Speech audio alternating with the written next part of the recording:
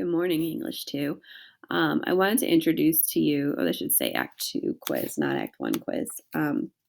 Your Act 2 quiz, because this one's not as straightforward as Act 1. This one actually requires or allows you to be a little bit more creative and flexible in your response.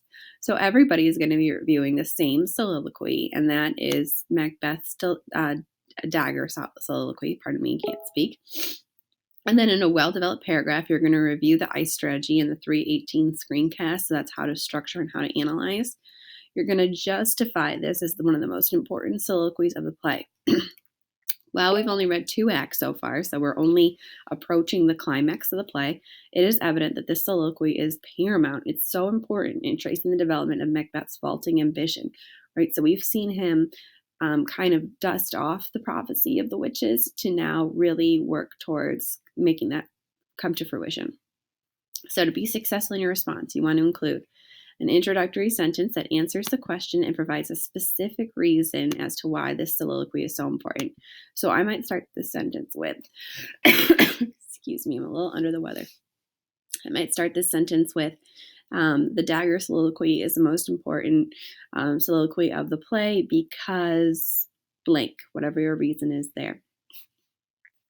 Then your evidence is going to include specific words and phrases for analysis. So you're not looking at, well, you're looking at the whole soliloquy, but you're pulling out specific words and phrases that you would use to analyze its significance.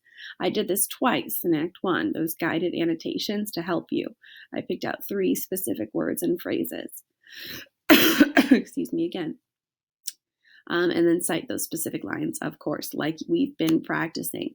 If you're not citing correctly at this point, it's because you're not watching my lessons, and your grade is just going to continue to get lower and lower because I'm going to have less and less mercy as we go forward. 3, explain, this is the biggest part of your paragraph, explain the significance of your evidence to your introductory sentence. So you've got to connect this to this.